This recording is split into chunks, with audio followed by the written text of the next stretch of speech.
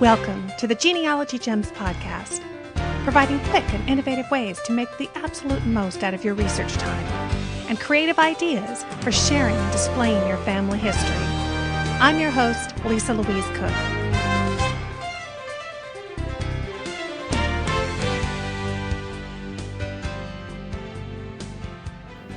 Welcome to a very special edition of the Genealogy Gems Podcast. This is a blast from the past. We're heading back in time to 2007 and Genealogy Gems Podcast episodes number 3 and 4.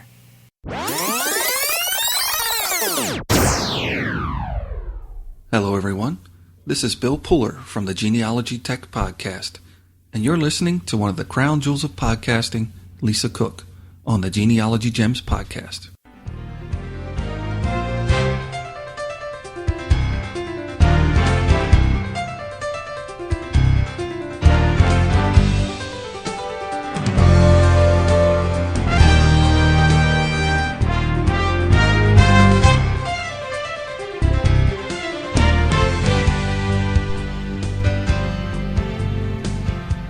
Welcome to the Genealogy Gems Podcast.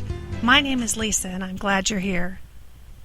Didn't I tell you that family historians are some of the nicest folks? Bill Puller of the Genealogy Tech Podcast is a great example of that.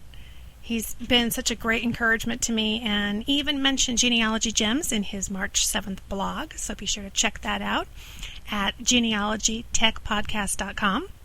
I really recommend that you check out his podcast. He's got a great handle on the technical side of genealogical research.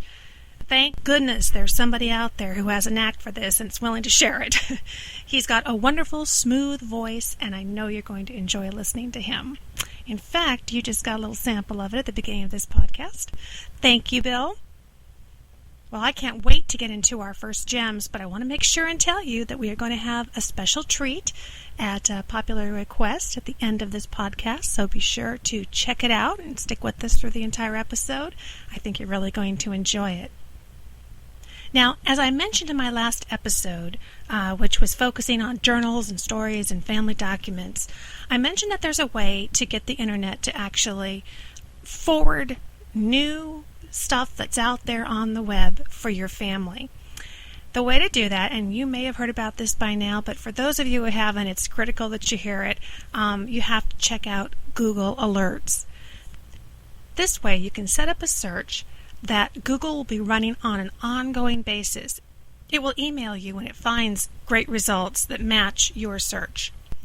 Now, I'm not going to repeat this because actually, although I had planned to do this topic, one of the things that got me really excited about getting going on podcasting was I heard Bill Puller's Genealogy Tech Podcast, and Google Alerts was one of the things he was talking about in that episode. So I'm just going to refer you to learn how to do Google Alerts to the genealogytechpodcast.com website. Check out episode number 8. And be aware that I think he mentions in there that you can put in a couple, maybe up to 3 searches, and I think he added additional information on his blog later saying, really, you can do hundreds, and that's the beauty of it. I'm embarrassed to tell you how many Google Alerts I have set up for myself out there. I have the Google search engine out there prowling, putting its fingers out, looking for every last item that I have my eye on that I'd like to find on my family. You can think about places, names, anything that is specific, that has a title. Be creative, use the same technique that you would use in a regular Google search, and then just set it up as an alert. You're going to love it, you're going to get addicted to it, and really it's limitless as far as the possibilities.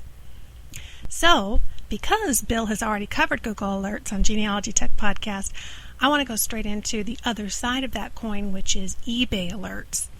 I don't know how many of you out there are regular eBay visitors. I actually buy and sell on eBay, and I think I passed the 800 item mark the other day. I don't know if that's good or bad.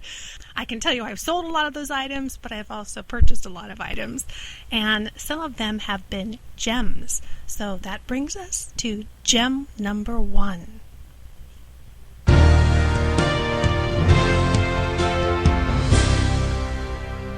All right, gem number 1, eBay alerts. It really is the same type of concept as with Google Alerts. In this case, what you would do is you'd go on to ebay.com. Now, if you don't already have an account, trust me, it's very, very simple to do. There's no obligation, and you can control how much of any emails that you want to receive from them. You just follow their prompts and mark the appropriate boxes. But once you get your account set up, which again I promise you is very simple, it just includes a username and a password, then go into the regular search engine and type in whatever you're looking for. Now, the easiest way for me to explain this all to you is just to give you an example that I used. It really delivered great results. I typed in Winthrop, which is the name of a town that my husband's family is from in Minnesota, and the word Larson, which of course is their surname. Now, as you can imagine, there are lots of Larsons out there, but not too many Larsons in Winthrop that aren't related to our side of the family. A way to just narrow in, depending on what's out there at any given time, would be to put MN for Minnesota. So it'd be Winthrop, space, MN, space, Larson, and click search. This is going to give you an idea of what kind of search results you're going to get with this type of a search keyword entry.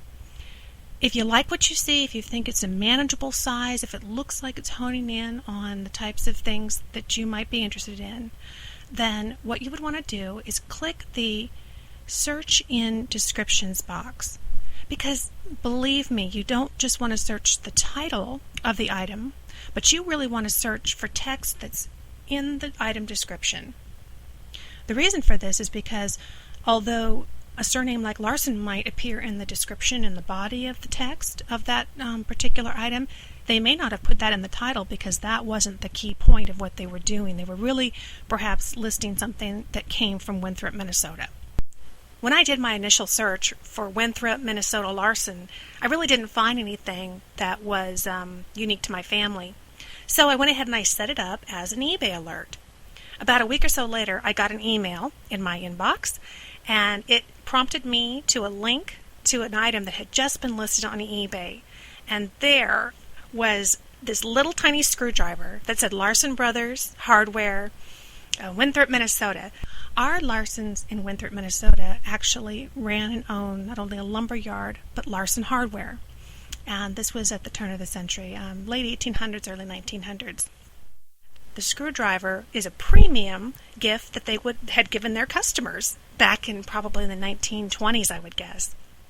Anyway, I was ecstatic. This thing is straight out of their store. It has the name of the family on it. And I think I must have paid a total whopping amount of $4 for this thing. And within a week, there it was in my mailbox. It was really an exciting item to find, and I never would have found it without the eBay favorite searches. I always refer to them as alerts because really they're alerting you to what's out there and what's new, but eBay calls them favorite searches. And they're a wonderful tool to use because, as I've said before, the internet is really like a living, breathing organism, and the idea behind that is that it's always going to be different. It's going to be different tomorrow than it was today, and that means there's always going to be new items out there, and unless you have the time to check every single day, you're going to want to utilize the favorite search function. Another example of this was I actually read through my grandmother's diary. This is my mother's mother, who I told you would have loved podcasting if it had been around in her day. She was quite the talker, quite the writer, thankfully. And one of the things that she'd written in her journals was about her father working at the San Joaquin Cotton Oil Company in California. And I did an initial search just to learn more about that company and find out where they were, see if I could find any photographs online, that type of thing. And then I thought, what the heck? I will go into eBay and I will do a search on San Joaquin Cotton Oil Company. Guess what? I didn't find anything. Big surprise. That's okay. I went ahead and I marked that description box, ran the search again, and then I saved that as an eBay alert. I couldn't tell you how long down the road it was. It could have even been a year. But one day, I got an email, and it said that there was a new listing that included San Joaquin Cotton Oil Company. Go check it out on episode number 3 show notes. It's, believe it or not, again, one of those premiums. It was a small cotton bale. I'm thrilled. I bought it. I think I paid $12 for it. Got it in the mail a week later. I now have that in my family room. We'll talk more about what in the world do you do with all these funny little treasures that you find. Some of these probably don't mean anything to anybody else, but the connection that they have to our own family is really priceless. And so gem number 2 coming up is going to be how to display them and share them as the wonderful pieces that they really are.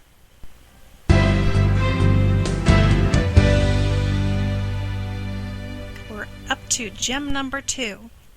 And as I promised when I started this podcast, I'm not only going to talk about the tricks and tips that I have for making the most of your research time, finding those gems out there that maybe would have gone unnoticed, but I really, really want to encourage you to share what you're finding, to take these precious items, this precious information about your family, and share it.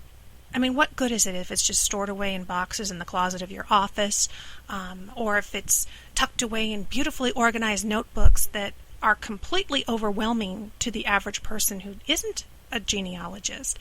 I mean, if you walk into my office, you'll see I'd say I'm up to about 25 of these 2-inch, 3-ring notebooks. Each one of them is about a family. Each one of them is, inches thick and filled with documents and information.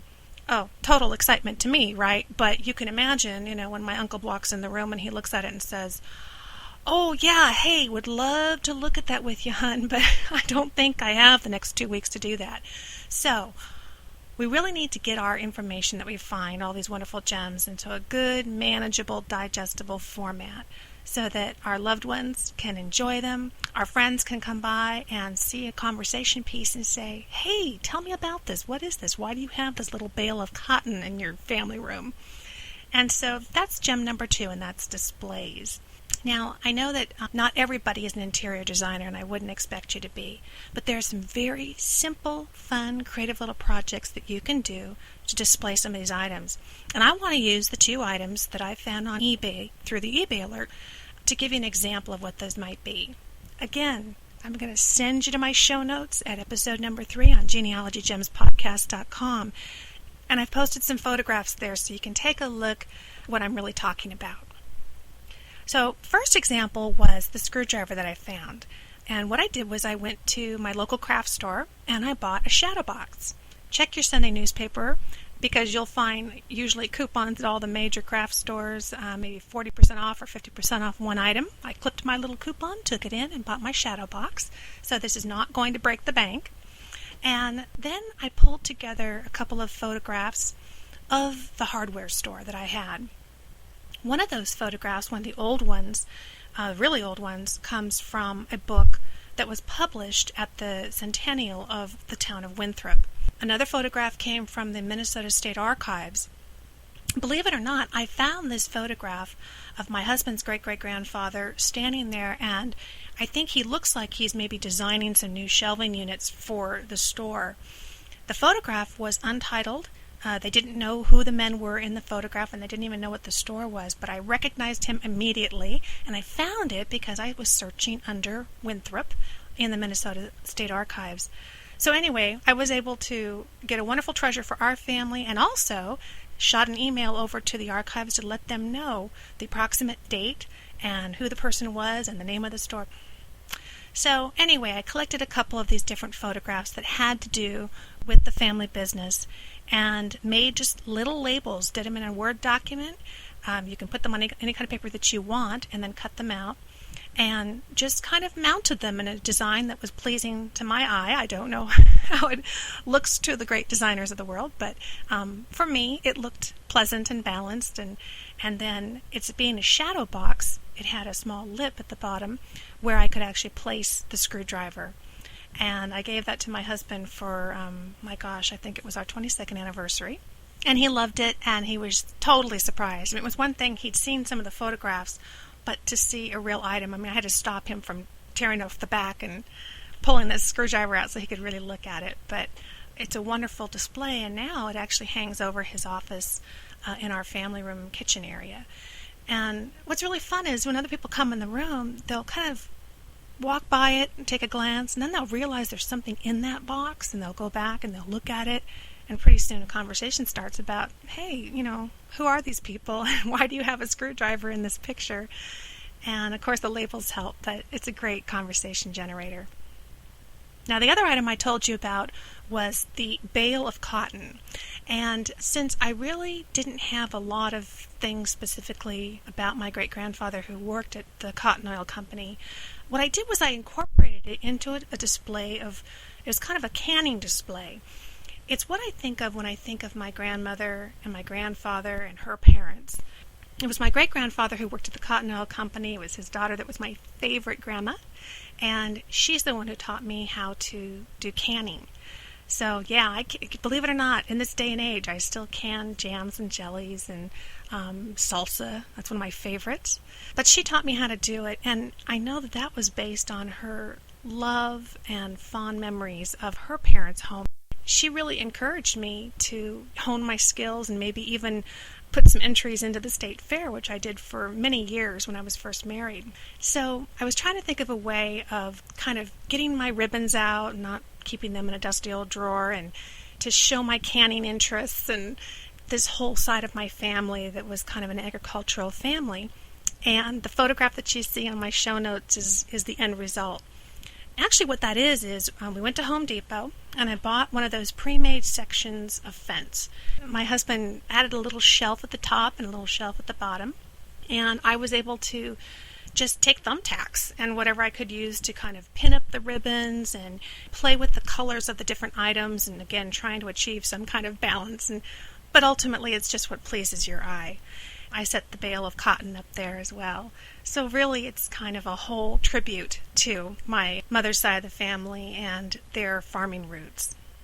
Well, I hope these couple of display ideas I've given you have inspired you to get creative and to put together displays that will encourage conversation and just put a smile on your face as you walk by them every day. But this is just the beginning. Keep listening, because there are going to be plenty more creative ideas as this podcast continues on over the next couple of months. I want to share with you lots of different projects that you can do to get your research out in the open where it can be shared, because that's really why we do it, isn't it?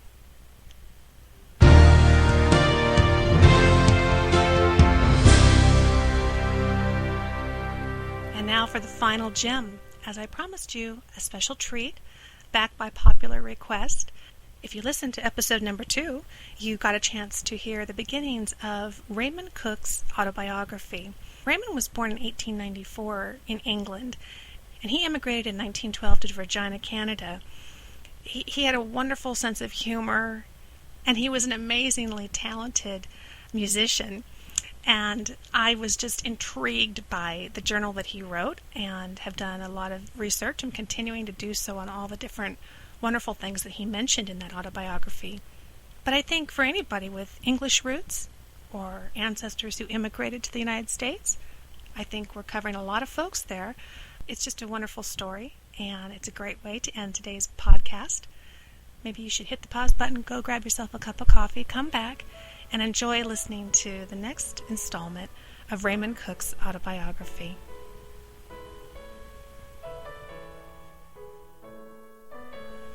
By the year 1900, my grandfather, John W. Munns, had definitely retired, being in his 80s. He used to spend about 4 months during the winter with his 2 sons, and then visit us for about 2 months each spring, and then visit his brother for 3 or 4 months at the seashore at Margate. Then in the late autumn, visit us again for 2 more months, and then back to London for the winter. While visiting us, his daily routine was to eat breakfast, walk about 2 miles, then read the daily London newspaper, and then he would smile at me and hold up his clenched fist. I always knew that meant that the clenched fist was concealing a shiny new copper penny. I used to try to get it away from him until he pretended that he was getting tired, and that I was too strong for him. He would then take a nap, and then read his Bible. He was then ready for lunch, took another walk in the afternoon, and spent the evenings reading one of the 900 books he always kept at our house. He had another 900 at his brother's house, and the same number at his son's in London. Dad was by now getting very busy with Sir David Solomon's place as he had about 8 French autos. He used to come to Dad and say, "Cook, I want you to devise some kind of tool to lift the valves out of the motor." Dad would go home and figure something out. He made a hand-forged model, and then he would take it to the Falcon Brass Works in London to be cast from brass. About 6 months later, he would get a patent for it, and it would be on the market. I hate to remember how many things Dad made for him, and how many he got patents for. In the meantime, being 6 years old, I started taking violin lessons from a retired Army bandmaster, Arthur Taylor. He graduated from Nella Hall, where Army bandsmen went for their training. They were required to become proficient on one band instrument and one string instrument. His other instrument was violin. I studied with him for several years, and thanks to my mother being such a good pianist and insisting that I practice regularly, I advanced quite rapidly. There was never a week passed that I did not play a solo for some organization, and my mother played my accompaniments. Mr. Taylor told my mother I needed a teacher who was more advanced than he, so I started taking lessons from Mr. A.E. Sutton, who was director of the Claremont Orchestral Society. After a while, I became a member of the orchestra, and frequently played solos with orchestral accompaniment. Meanwhile, my mother used to play piano for my old teacher, Mr. Taylor. He had an orchestra and played for private parties, garden parties, and dances at the many castles around Tunbridge Wells. The lord or earl who gave the party used to send his private carriage to get them and bring them home. They often played from 8 p.m. until 3 or 4 in the morning. When I was about 10, while attending King Charles School, I joined the orchestra. They gave no lessons, but one of the teachers, Mr. King, was a fine musician and directed the orchestra. Later on, Dad moved his business to another part of town, and I changed schools. I now went to a Royal Victoria School and also played in the orchestra. We lived quite close to the new opera house which was being built, and they advertised the plays and shows that were coming with what they called sandwich boards on a 2-wheel cart. I carried large posters and was pushed by a man who wheeled it around the business district. The manager of the opera house made an arrangement with Dad to store the cart at our shop overnight. In return, we received 3 seats for the dress circle for every performance throughout the year. We had a first-class company which came down from London every night, playing a different play every day, so I was able to see many fine performances and the most famous actors of the day. Such stars as Ellen Terry, Forbes Robertson, Sir Henry Irving, and many others. After a while, Mother joined the Opera House Orchestra playing the piano, and soon after I became a member also, when I was 12 years old. Looking back, I think the other orchestra members, Mr. Spratley, string bass, Mr. Lord, the drums, Sammy Round, cornet, and several others rather resented me being there, as most of them were bald-headed veterans of the orchestra pit. In time, a new moving picture house opened on Camden Road. My mother had recently passed away when I was 15 years old. I applied for the position of violinist and got the job. We had a lady pianist who was very good. I played first violin. We also had a second violinist, a clarinet, a cornet, and a friend of mine, Harry Hatch, who was a good cellist. Of course, the movies were silent, and we fitted the music to add to the mood and action of the screen. I also used to substitute in Bayreuth Orchestra, which played daily in the summer on the Pantiles and in the Grove. This orchestra was composed of London theatre musicians, as the London theatres did not operate in the summer. When several of them got a good paying engagement up in London, such as the Garden Party, several local musicians, including myself, would pick up some extra money.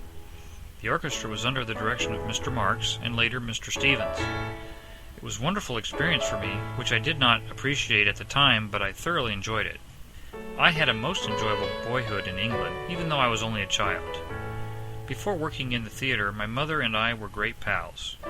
Winter evenings we would go around the corner to the library, come home loaded down with books, light a fire in the fireplace, and read and sip port wine and nibble on wine biscuits. Every Sunday evening, our musical friends would drop in for an evening of music, and Mother would play our accompaniments.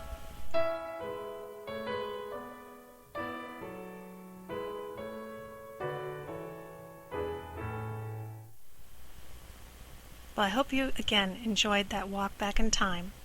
That's it, friend, for this week's edition of the Genealogy Gems Podcast. Remember, I love hearing from you, so be sure and email me, genealogygemspodcast@gmail.com, with comments, questions. If I can help you out in any way, I'd be happy to do it. I read every email. And please visit my website at genealogygemspodcast.com. Listen to podcasts right from the website on the audio player so that you can follow along with the show notes. So as always, have a wonderful week. Good luck on your search. I'll talk to you soon.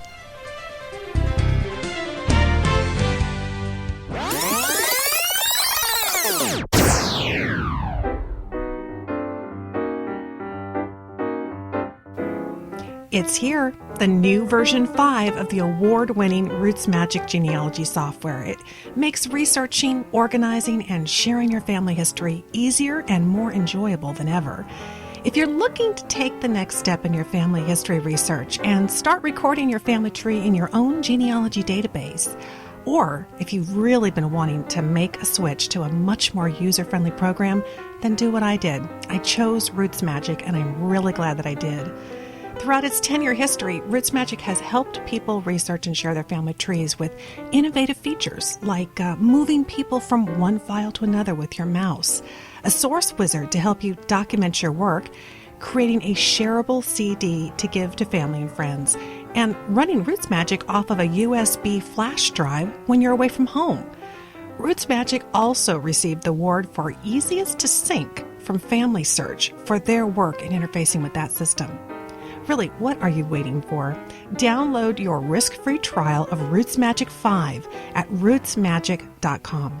See why professionals and beginners alike choose Roots Magic at rootsmagic.com.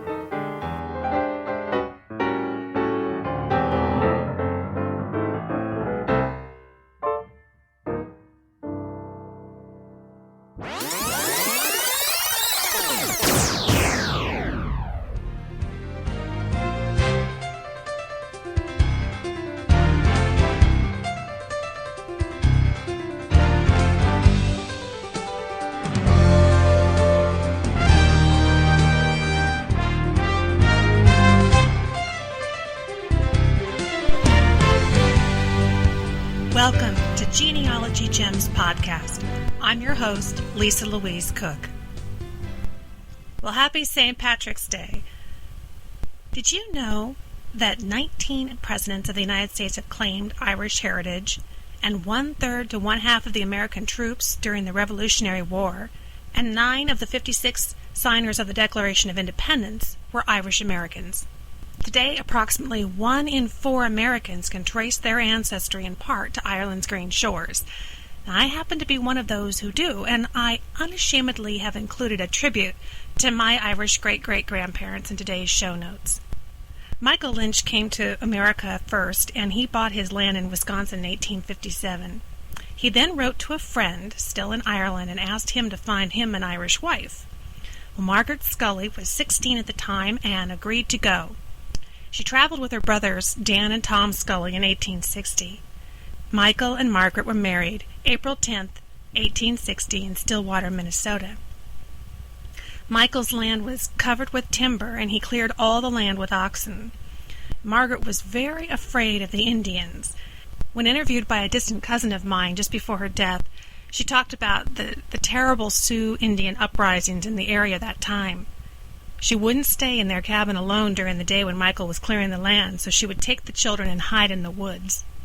Go to my show notes for episode number 4 at genealogygemspodcast.com to see a photo of Margaret Lynch. Her maiden name was Scully.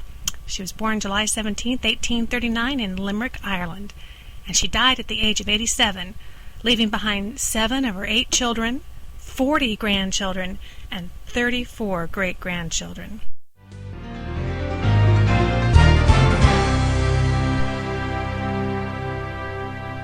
While I've really enjoyed putting this podcast together this week, I have to admit I have been a bit distracted. My oldest daughter and I have been glued to the television watching a DVD I bought a while back called Berkeley Square. Now, if you're anything like me, you love historical fiction almost as much as historical nonfiction. My daughter and I are both huge Pride and Prejudice fans. You know, the A&E version. And we were thrilled to find a serial on the same caliber. Berkeley Square follows the intertwining lives of 3 London nannies at the turn of the 20th century. Each episode, and there are 10, which is yummy, is packed with romance, intrigue, plot twists that have kept us absolutely glued to the couch. We'll be watching these nannies over and over in the future, I am sure, just as we do Lizzie and her sisters from Pride and Prejudice. Use the link in the show notes to get yourself a copy. Coming up next, the mailbox.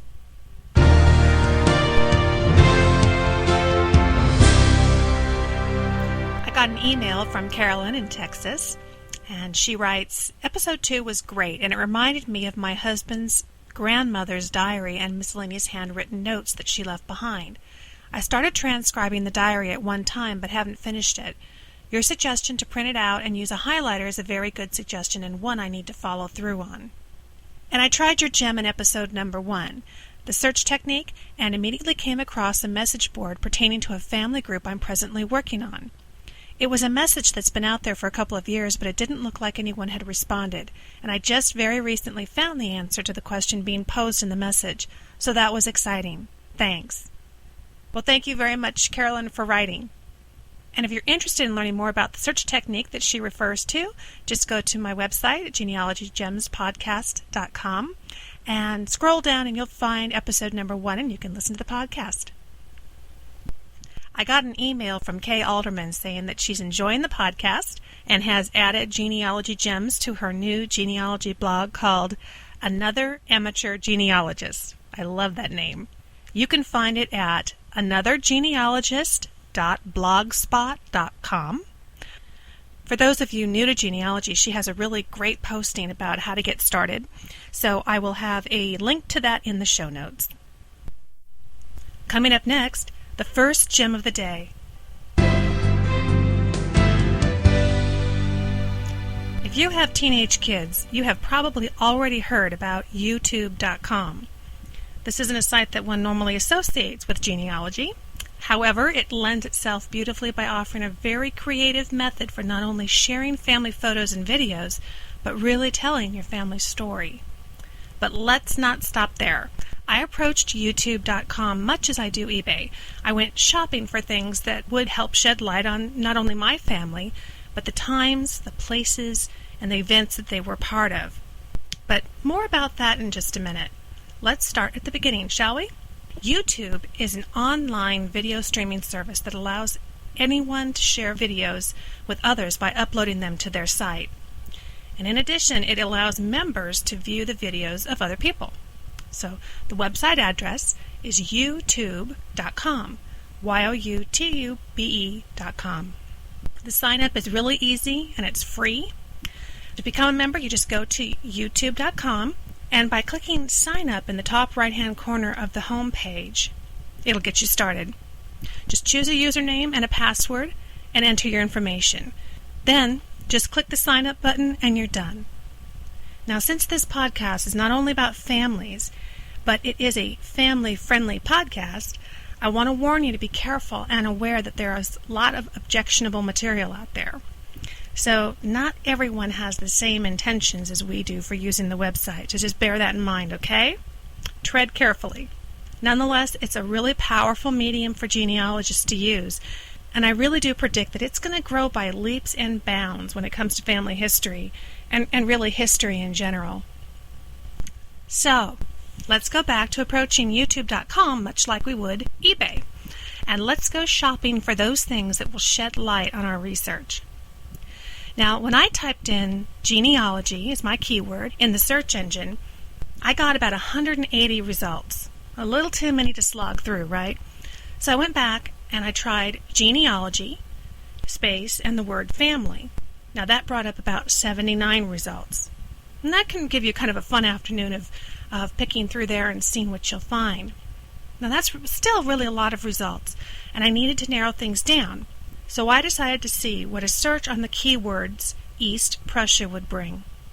My maternal great-grandmother Louise and her husband Gus were born there. My search delivered 18 results. Now that's manageable. As you look down the page, you'll see small screenshots of each video with their associated information. and my eyes were drawn immediately to one that had kind of an old black and white looking picture. It was called The German East, East Prussia. This video is a photo montage set to beautiful music, and it just happened to feature the area of East Prussia where Gus and Louise were born. The villages are all part of Poland today, but the video shows them as they were before World War II. And the member who published the video did a series of 4 different videos highlighting various regions of East Prussia. So, needless to say, I was thrilled. Now, remember Raymond Cook? If you've listened to episodes 2 and 3 of the Genealogy Gems podcast, then you know that Raymond was born in 1894 in Tunbridge Wells, England. In those podcasts, we went on a walk back in time by listening to portions of his autobiography. So I wondered, could YouTube.com offer a visual walk? To find out, I entered Tunbridge Wells into the search box, and it resulted in 224 hits. Believe me, there's a lot of soccer out there, or what they call football, and there's a lot of fans in England, and Tunbridge Wells is very known for football. So you can guess that a lot of these videos that I was finding were soccer videos. But by scanning the video screenshots, I quickly noticed that there was a video with a map of Tunbridge Wells, and it was titled Tunbridge Wells. And sure enough, it turned out to be a photo montage video, basically creating a visual walk through Tunbridge Wells. Amazing. This is the exciting part. I think that you'll agree with me that when you view this 45-second video that it really goes by far too quickly. So we're going to keep that in mind when we start posting our own videos to make them very user-friendly. But more about that later.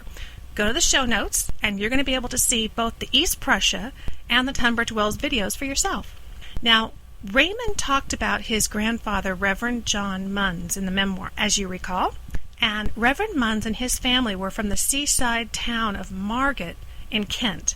So I typed in Margate, Kent, and I got 37 hits. Really, none of them looked very promising. But no giving up here. I revised my search to try Margate, England. Bingo. The second of 4 results that I got back was titled Southeast England Old Film. It was a 9-minute film made up of some very old film footage from the 1920s, offering a tour of Margate and surrounding villages. See it for yourself at the link on the show notes.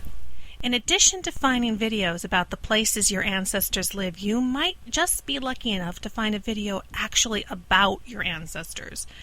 Now, if you're lucky enough to have the last name Perez, Roush, Sutter, Kirkpatrick, Crockett, Sangster, O'Connell, or McCoy, just to name a few of them, then there actually already are videos out there on YouTube waiting for you. But as we've learned in the first few episodes of the podcast, the internet is changing every single day, so that means you gotta check back on a regular basis. Now, here's another tip.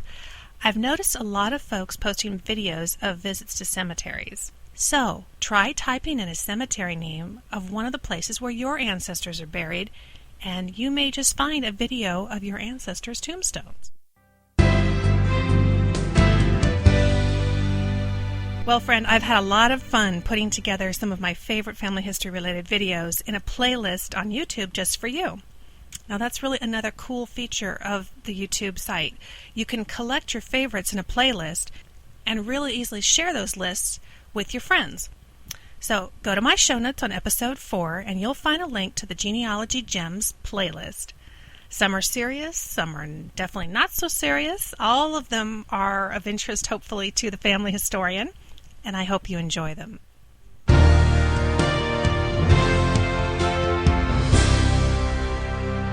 Well, I hope you're convinced now to give YouTube.com a try, but I've only been able to cover the search function of YouTube, helping you find videos that pertain to your family. But what about the other side of the coin? And that's sharing your own videos by uploading them to YouTube.com. In order to do that, I'm going to refer you to Bill Puller of the Genealogy Tech Podcast. Bill, in his upcoming episode number 9, is going to be putting together some detailed instructions and technical information that will help you do just that. There's a lot of different programs out there that you can use to make your videos. Bill's going to be highlighting two of the most popular. For Windows, that would be Movie Maker and iMovie in the Mac arena. Bill will be taking you through the process after you've created your video and helping you to convert it into a digital format that can be then uploaded to YouTube. I think you're really going to enjoy it, and he does a wonderful job of technical instruction. So go over to genealogytechpodcast.com, check out episode number 9, and I think that you'll really enjoy that flip side of YouTube, which is getting your family history videos out there for other people to enjoy. In the meantime, do you want to learn more? Well, in the show notes for episode number 4, you'll see a link to a great book called, what else? YouTube for Dummies. When you buy it through the website, you do a great deal in helping to support the Genealogy Gems podcast, keeping us up and running, so we appreciate your support there. But it's a terrific book, and it really will provide you everything that you need to know on how to maximize YouTube.com for yourself. Now, coming up next, gem number 2.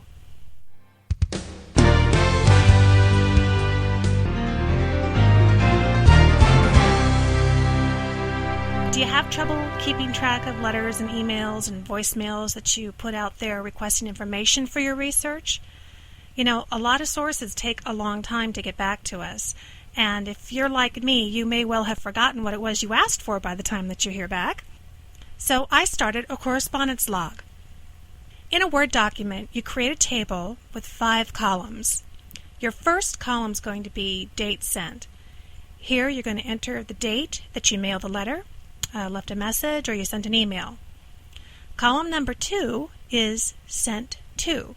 And this is not only the name of the person or the place, but it's the mailing address, the email address, or the phone number that you contacted them at.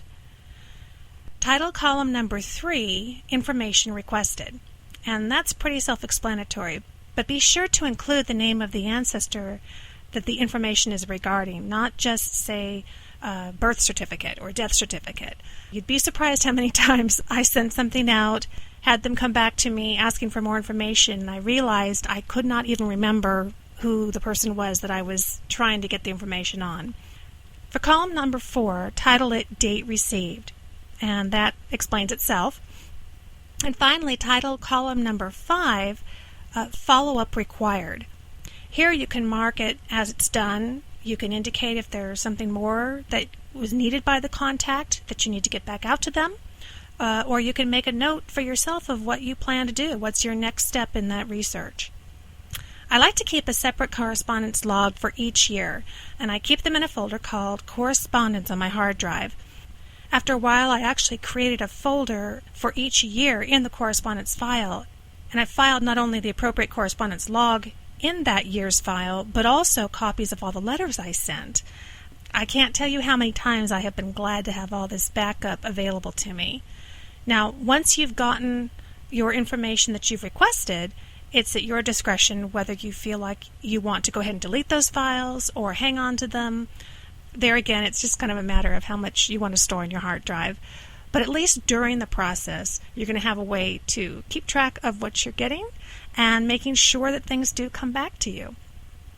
So give this gem a try. I think you're going to find that it's well worth the effort. I hope it works for you.